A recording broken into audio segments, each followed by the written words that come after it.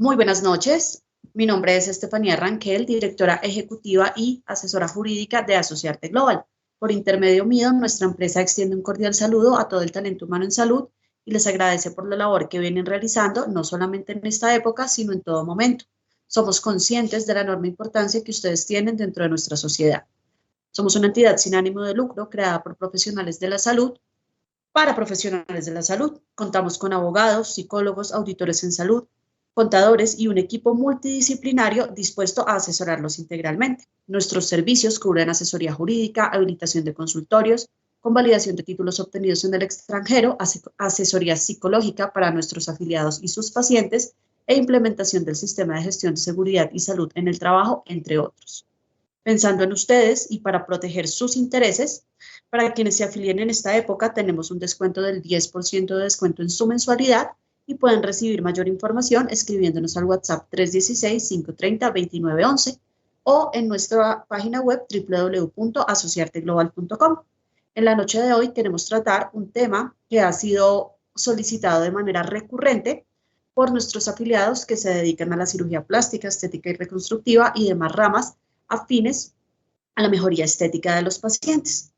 Tenemos como invitado al doctor John Mendieta, psicólogo, quien nos va a hablar de los posibles pacientes no viables para este tipo de intervenciones, cómo identificarlos y cómo relacionarlos con ellos. Doctor Mendieta, muy buenas noches, gracias por acompañarnos. Buenas noches, Estefanía, y buenas noches a todos. Como les dijo Estefanía, mi nombre es John Mendieta y el día de hoy vamos a hablar sobre los pacientes no viables para cirugía estética. Entonces, lo primero que debemos hacer es preguntarnos, ¿será que todos los pacientes son candidatos para cirugía estética? ¿Ustedes qué creen? ¿Que será que sí o será que no? ¿O será que todos los pacientes que cuentan con el recurso económico pueden llegar a operarse? Vamos a ver esto el día de hoy. Y yo creo que ustedes saben que no todos los pacientes que cuentan con el recurso económico o que quieren llegar a operarse pueden hacerlo. ¿Por qué? Hoy vamos a abordar un tema y es cuando hay alteraciones psicológicas, pero también hay pacientes que no se pueden operar cuando no hay alteraciones psicológicas. Cuando no hay alteraciones psicológicas, no se pueden llegar a operar porque tienen enfermedades graves que no se han estabilizado. Es importante que allí tengan en cuenta que si se van a operar y tienen una enfermedad, también debe ir con el reporte del médico pertinente en donde les explica que sí, que esa persona se puede realizar la operación. Y entrando al tema de con alteraciones psicológicas, les voy a explicar tres partes específicas. Una es cuando hay alteraciones de conciencia. Digamos que cuando se presenta cualquier tipo de trastorno psicológico o cualquier tipo, digamos, episodio de ansiedad, episodio depresivo, alguna parte de algún trastorno límite, se presentan estas alteraciones de conciencia. Y cuando se presenta un trastorno es importante que esa persona no se opere. Ya les voy a explicar por qué con la depresión y el dimorfismo. Mientras tanto les voy a explicar cómo se puede llegar a identificar una alteración de conciencia. Debemos tener en cuenta dos cosas. Una es la atención y la otra es el lenguaje. El lenguaje, ¿por qué? Porque el lenguaje es el que nos permite ver cómo fluye el pensamiento de la persona.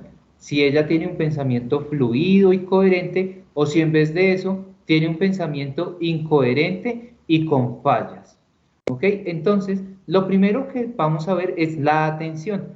Cuando la persona está atenta y tiene su foco atencional, está así como varios de ustedes prestándole atención, digamos, a la pantalla, a mi voz, a qué está escrito, a las imágenes, y hay un foco directo. Pero cuando hay una persona que no presta atención, ustedes van a tener que apoyarse mucho en esta parte desde que esa persona entre al consultorio. Es decir, que se van a tener que apoyar en las enfermeras, en las secretarias o en cualquier otra persona que ustedes tengan allí en el consultorio para que vea y les diga también desde cómo ella vio a esa persona.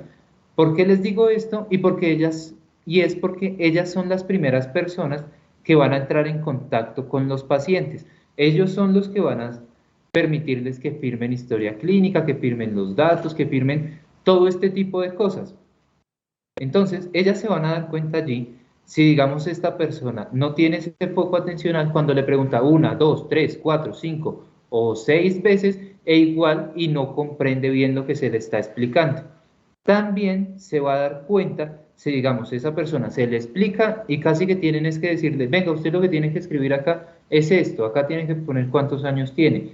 Además, son las primeras verbalizaciones también que va a empezar a dar esa persona y allí también se ve si está atenta o no está atenta, porque puede llegar directamente y puede llegar súper perdida al consultorio diciendo como, pero yo no sé por qué vine, a mí me mandaron para acá y yo ni siquiera sé por qué estoy acá.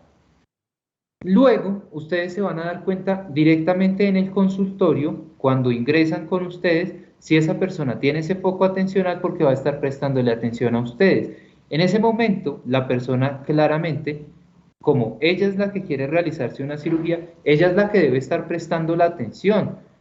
Entonces, ustedes pueden verla de pronto que se mete al celular, comienza a chatear, comienza a mirar hacia los lados o tiene cara de que está supremamente perdida y ese perdida no implica directamente que sea por la explicación ni por las palabras médicas, porque allí es importante que ustedes mitiguen esto bajando esa información al paciente, a que el paciente lo comprenda. Cuando ustedes hacen esto y esa persona sigue con cara de perdida, eso va a ser un signo de alarma, va a ser como una banderita roja que podemos empezar a tener allí.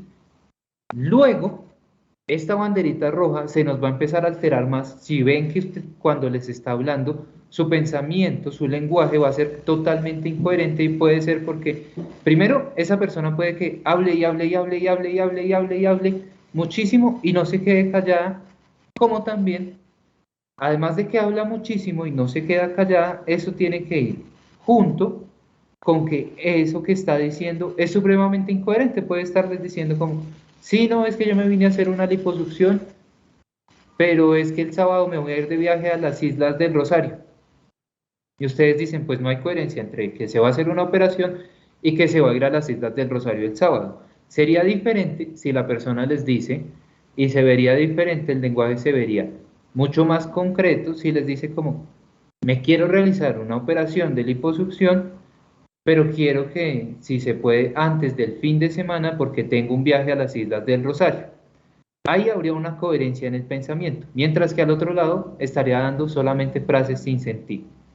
Entonces es importante tener en cuenta esas dos cosas. Ahí, como les decía, tampoco se deben operar cuando ustedes evidencien que la persona presenta depresión. ¿Por qué no? Porque allí hay un estado alterado del ánimo y si es lo que esa persona quiere en ese momento, no va a ser lo mismo que ella va a querer cuando salga de ese estado alterado de ánimo. Como está en un estado de tristeza, ella puede empezar a pensar que si se realiza una operación, esa operación la va a sacar de la depresión, pero no va a ser así. Eso no va a generar que salga de esa depresión o de esa crisis que tiene. Van a ustedes a empezar a identificar que allí esa persona va a tener como así, va a estar así todo el tiempo, como si estuviera ensimismada. Va a también tener ojeras, y no precisamente por el cansancio, sino que además de esas ojeras, ustedes van a notar en los ojos que van a ser como si hubieran estado llorando hace poco tiempo, van a hablar muy, muy, muy bajito y no van a establecer un contacto visual con las personas, no van a establecer un contacto visual con ustedes.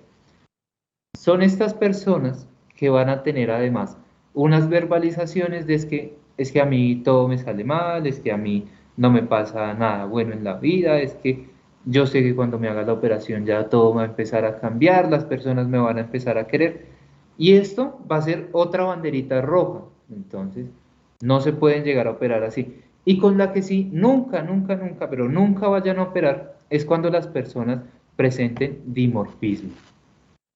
El dimorfismo o la dismorfia corporal es un trastorno que está enfocado hacia la búsqueda de la perfección. La persona está buscando siempre la perfección porque tiene algún defecto físico que puede ser existente, pero que ese defecto exista no implica que la preocupación deba ser excesiva, porque además ese defecto no necesariamente lo van a notar los demás.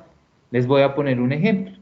Digamos, la persona se ve una pequeña jiba en la nariz, pero es algo mínimo, algo que ustedes no notarían si no tienen que mirarla fijamente todo el tiempo y ver como, uy, sí, de verdad eso se nota. Pero ella lo nota, ella se mira en todas las superficies reflejantes, se mira en el espejo, cuando llega es súper enfática en esa parte. O también puede ser que el defecto sea un defecto imaginario, que sí, tiene unas orejas de tamaño normal y llega diciéndole como mis orejas están gigantes, además están súper salidas, vea eso como están de salidas, y ustedes la miran y dicen, pero tus orejas tienen un tamaño normal, tus orejas están, digamos que al ancho adecuado también. Entonces, puede que también sea algo imaginario. Son personas que vamos a identificar porque tienen muchas características de una persona que es no apta para cirugía. Por ejemplo, con las verbalizaciones. Si me opero, tendré la vida perfecta. Voy a quedar perfecto, perfecta, si me opero. Es que tengo más cirugías y no me gusta cómo quedé, o que hable mal de otros cirujanos.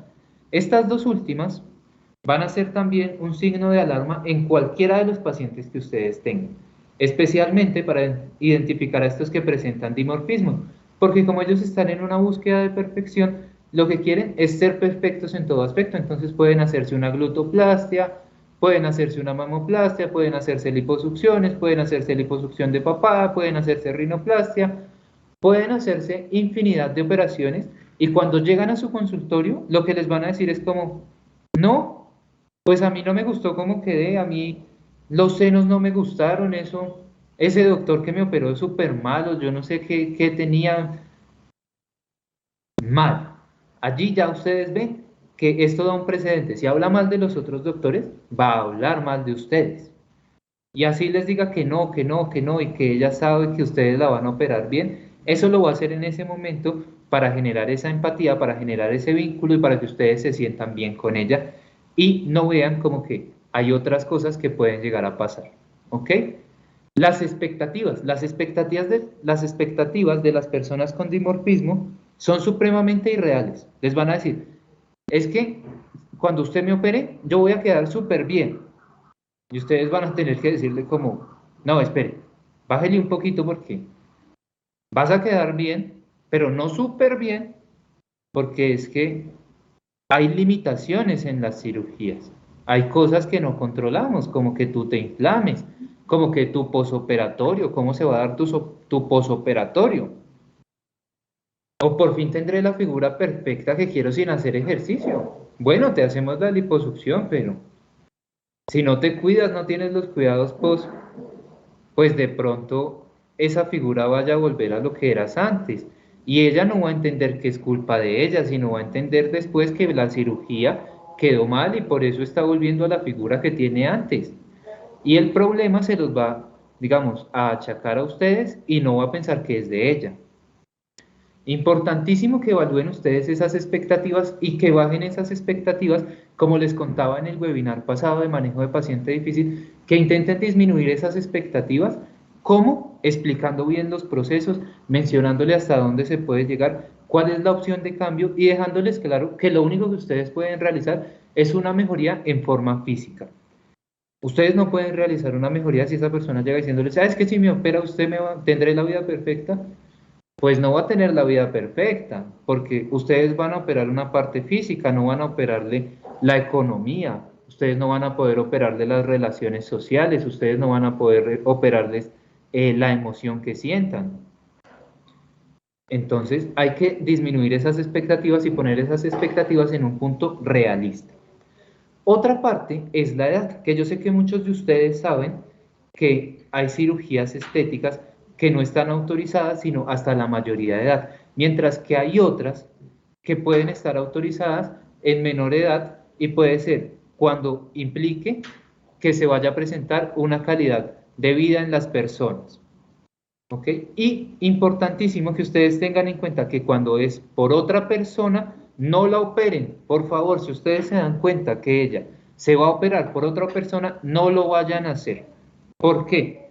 Porque ahí ya no estarían jugando ustedes con las expectativas propias del paciente, sino con las expectativas de otra persona, de otro paciente, bueno, no específicamente de otro paciente, perdón, sino de la persona que mandó a operar al paciente. Y si ustedes están en busca de las expectativas de ese otro, pues el paciente puede quedar muy feliz con su cirugía, pero si el otro no queda feliz con la cirugía, y como el otro fue el que pagó, el otro fue el que la mandó, el otro es el que la quería ver, pues allí van a empezar a tener inconvenientes y problemas que pueden llegar a volverse problemas legales. Importantísimo, porque estas personas, para que ustedes las operen, van a hacer que sientan culpa. Que entonces les van a decir, es que si usted no me opera, entonces ¿qué va a hacer de mí? Nadie más me va a operar. Ya me he operado 2 veces y ¿qué voy a hacer? Qué de mal, usted es el único que me puede salvar, por favor, ayúdeme. Todo esto lo van a hacer para generarles culpa. Entonces, ustedes tienen que darse cuenta que esas personas, como les explicaba, también son personas que van a llegar y son pacientes muy lábiles emocionalmente, porque como les decía en el webinar pasado, ellos van a llegar y van a ser supremamente manipuladores desde la emoción. Primero los van a hacer sentir súper bien que ustedes son los mejores cirujanos del mundo y que ustedes de verdad son lo máximo.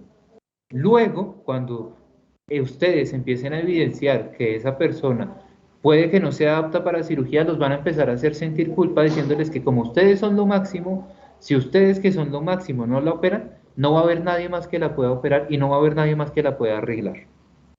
Y no está hablando específicamente de arreglar una parte física, está hablando específicamente de casi que arreglarle la vida con una operación. Entonces, como les decía, importantísimo evidenciar las verbalizaciones.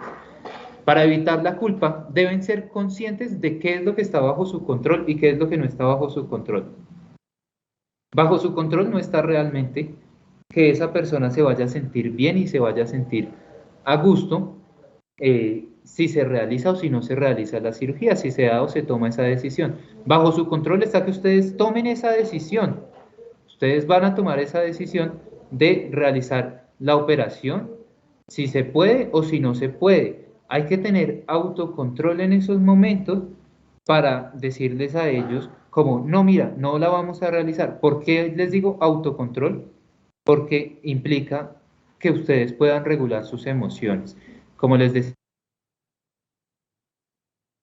pasado, la primera fase para realizar una regulación de emociones es el autocuidado, porque si ustedes no se están cuidando ustedes mismos, pues también va a ser muy difícil que puedan llegar a cuidar a otra persona. Si han llegado a tener o a presentar estos pacientes como con estas dificultades así, hay que verlo como una opción de crecimiento. Si ustedes lo ven como algo que decrece, se van a quedar allí estancados, pero si lo ven como una opción de crecimiento, van a tener esa posibilidad de ver que, bueno, llegó este paciente y en este momento este paciente era así, y era así, y era así, y era así. Entonces, ahora me llegó este nuevo paciente y tiene muchas características que tenía ese que operé y definitivamente me provocó dificultades en todo aspecto y ustedes van a decir como, uy, no, yo ya pasé por ahí, yo la verdad ya prefiero decirle a este que no. Y allí tomar estas decisiones, tomar la decisión de decirle que no. Vamos a ver un poco cómo se le puede decir que no a un paciente que es no viable. Hay que entender que lo primero, al dar una respuesta negativa a una petición, es un derecho de ustedes. Como es un derecho, implica que se respetan a ustedes mismos y que están respetando al otro. Que cuando se hace esto, no se debe justificar ni poner excusas. Deben ser supremamente directos y supremamente asertivos. Para esto, les voy a dar un ejemplo de cómo se podría con una técnica que se llama técnica del sándwich. Lo primero es decir algo positivo. Lo segundo es rechazar la petición y lo tercero es nuevamente decir algo positivo. Entonces, ustedes van a decir, pero bueno, ¿y esto cómo es? Entonces, algo positivo al principio es, mira, yo te doy gracias por haber confiado en mí y por haberme escogido como tu primer cirujano, pero la verdad es que no te voy a poder operar, pero si tú quieres, puedo recomendarte, puedo darte el contacto de otro cirujano para que él evalúe tu caso y pueda llegar a operarte. Esto va a sonar mucho más bonito que si ustedes le dicen, no, yo la verdad no la voy a operar porque es que estoy encontrando que usted presenta dificultades psicológicas. Eso va a alterar de una vez a la persona y va a hacer que se presenten problemas y que les diga muchas cosas que se meta, pero es que es mi libre desarrollo, es que como es así, entonces usted me tiene que operar y infinidad de cosas les va a decir y va a generar algún problema legal. También por esto, como se generan problemas legales, quiero que en este momento también escuchemos a nuestra abogada Estefanía, dándonos cuándo son esos casos en que ustedes pueden llegarse a negar o llegar a interrumpir el servicio desde lo legal. Entonces, dale, Estefanía. Doctor Mendieta, muchísimas gracias por ese valioso aporte y claro que la invitación es a todas las personas que nos están viendo y a todos nuestros afiliados a que tengamos en cuenta la información que nos acaban de entregar. Quisiera simplemente complementarla un poco con algunos tips o algunas recomendaciones desde el área legal para que, como les había comentado desde el principio, estemos protegidos integralmente. Entonces, como nos dice el doctor Mendieta, el servicio puede negarse o el servicio puede interrumpirse, ¿cierto? El servicio puedo negarlo, es decir, no presto la atención al paciente, o puedo interrumpirlo, que quiere decir que no continúo con una atención que venía dándole al paciente. Existen varios motivos, entre ellos los primeros pues son los que nos trae precisamente la ley 23 de 1981 o conocida por todos como la ley de ética médica. En su artículo 6 nos dice que el médico rehusará la prestación del servicio para actos contrarios a su moral. Y esto es muy importante porque nos está hablando de la órbita interna del médico. No nos está hablando de la ética, sino de la moral del médico. Y aquí es donde el médico debe tener perfectamente claro cuál es su moral, cuáles son los servicios que ofrece. El médico no puede ofrecer servicios a medida que el paciente se los va solicitando, sino que previo a la visita del paciente, el médico debe tener claro cuáles son los servicios que ofrece, bajo qué condiciones y cuáles son los servicios que no ofrece eh, y cómo le da el manejo a estos pacientes, que obviamente se va a hacer de la manera en que el doctor Mendieta nos acaba de explicar. Entonces, el primer momento en que el médico puede rehusar o interrumpir el servicio es cuando se le solicita que realice actos contrarios a su moral.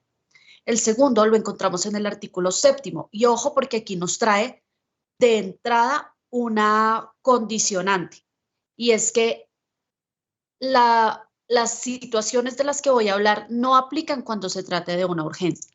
Cuando se trate de urgencias, el médico debe prestar el servicio.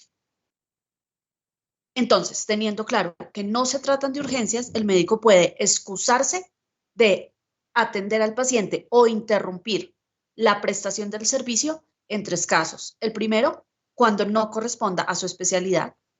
El segundo, y esto es muy importante para las intervenciones con fines estéticos porque ocurre con mucha frecuencia, y es que el paciente se opera con nosotros y por algún motivo resulta haciendo su posoperatorio donde otro profesional y después regresa y espera que sea el médico inicial quien continúe. Esto no debe presentarse en la práctica en este momento. Cuando el paciente reciba atención de otro profesional y que esté excluyendo la suya, el médico puede interrumpir el servicio.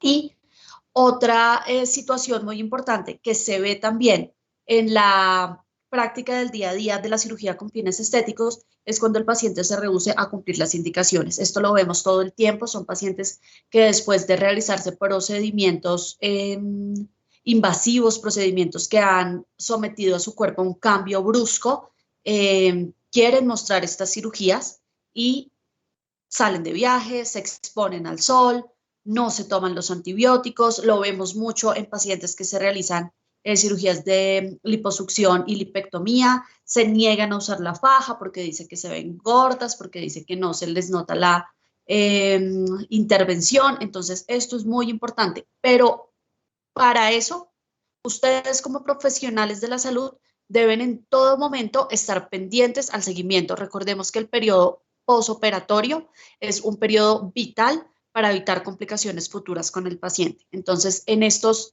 dos casos que nos trae la ley 23, artículo 6 y artículo 7, el médico puede negarse o interrumpir la prestación del servicio.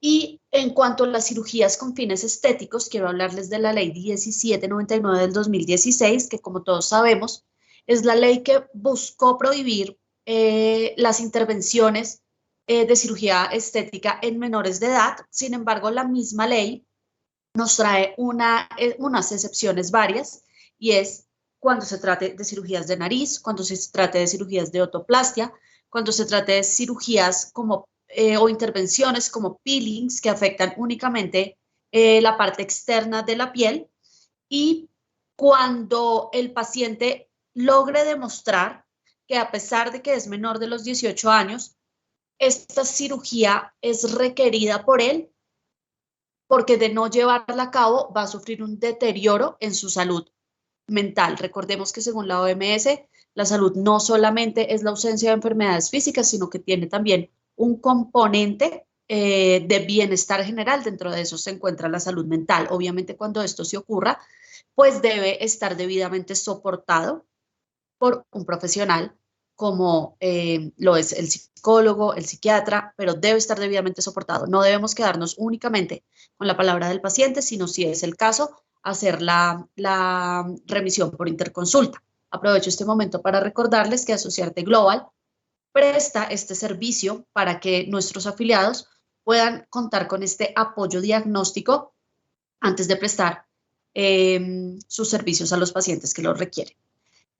Y debemos recordar que enseguida, en el año 2017, la Corte Constitucional se pronunció sobre la exequibilidad de la ley 1799 y nos dijo que todos los pacientes mayores de 14 años, ojo, que demuestran la madurez para poder participar en la toma de decisiones que afecten su salud y que cuenten con apoyo de sus padres para firmar los consentimientos informados, pueden llevar a cabo las intervenciones. Entonces, tengamos muy claras esas excepciones. Una vez tenemos conocimiento de este marco legal, vamos a ver, con ayuda de los tips que nos ha entregado el doctor Mendieta, cómo sería el paso a paso para negar o interrumpir este servicio.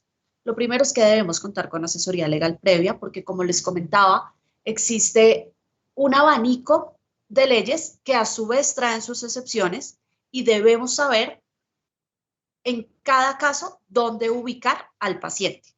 Si el paciente está dentro de la ley general, si el paciente está dentro de las excepciones, si el paciente cuenta con los documentos para aprobar esas excepciones, si el paciente no necesita esos documentos, si el paciente requiere y cuenta con el apoyo familiar. Para eso es la asesoría legal previa.